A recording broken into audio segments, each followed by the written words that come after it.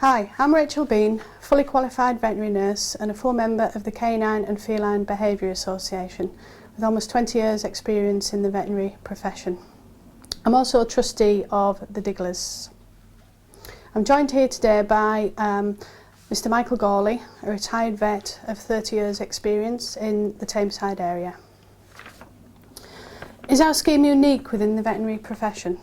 As far as I know, it is. There are veterinary charities and plenty of them that deal with animal welfare, animal disease research, but this is the only charity that I know that helps provide finance for second degree veterinary undergraduates.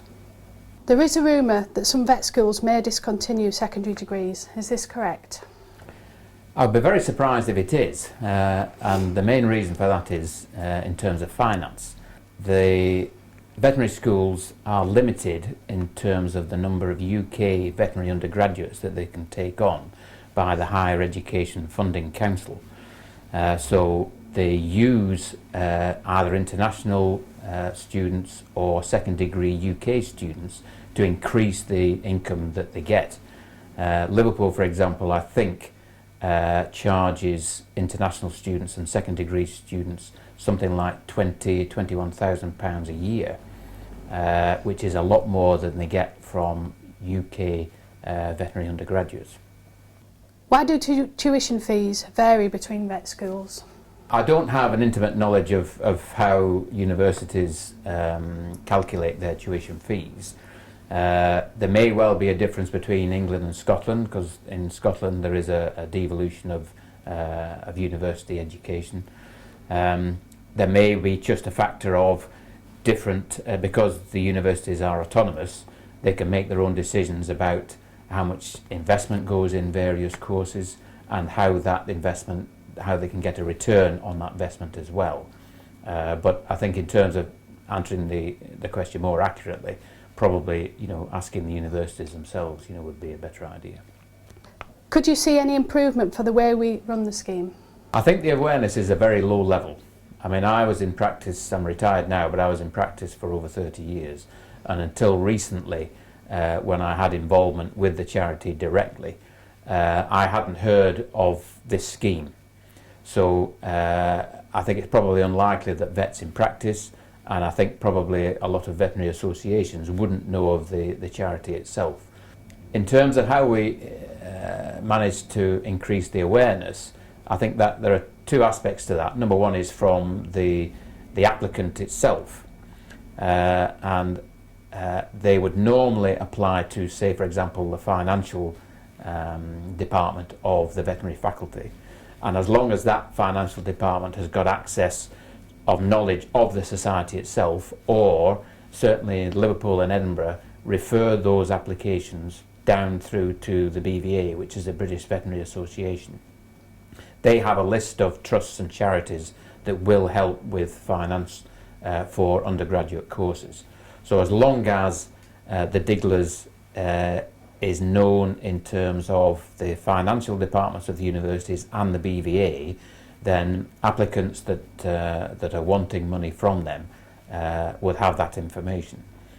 More importantly is how we make the charity more obvious on a wider scale in order to improve income that comes in. And it's not easy. Veterinary profession, vets in practice, veterinary establishments, benefactors, are inundated, almost on a daily basis with requests for donations for different types of charities. And in order to highlight, the aims of this charity can be a difficult problem, but it's one that just takes work, to try and do. In your professional career, approximately, if any, secondary degree students have you worked with?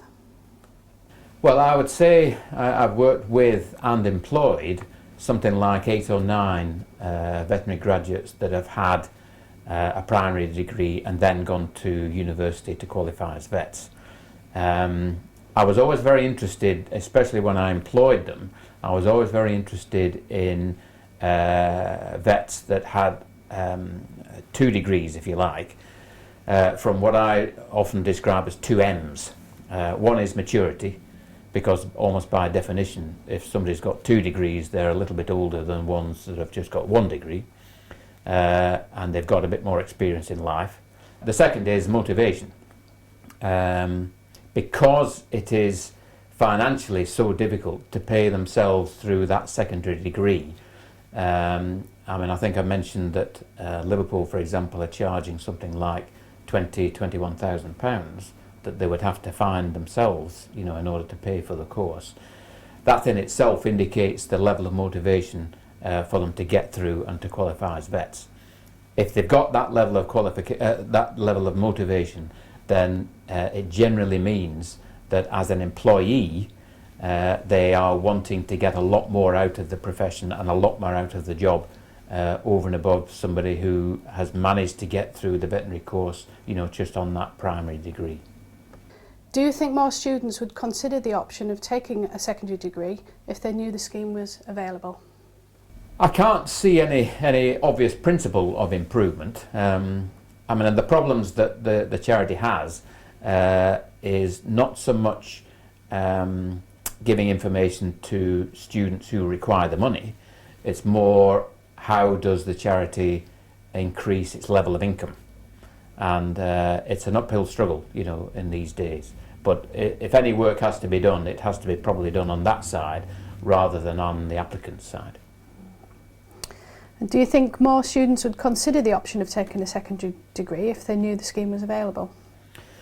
I'm not convinced, that more would. I think the ones that are going to veterinary school after having done a degree already, they are very highly motivated, and they will try and achieve a place in that course and get through the course come hell or high water. The idea of the charity is to try and sweeten the pill of the finance that they need in order to get through the course. I'm not convinced that it would be a critical factor as to whether they would go on the course or not, but it certainly helps them. And the fact that a charity or a body of people is giving them support, not just from a financial point of view, but also almost giving them a moral support in order to get through the course, I think they would find very valuable. And what are your own views regarding the Digglers bursary scheme? I think it's fantastic. I think for somebody to make a contribution to the veterinary profession, to animal welfare, to individuals, that are motivated and just need that extra little bit of help in order to get through the course, in order to produce all sorts of benefits for animals and people associated with animals, I think it's great.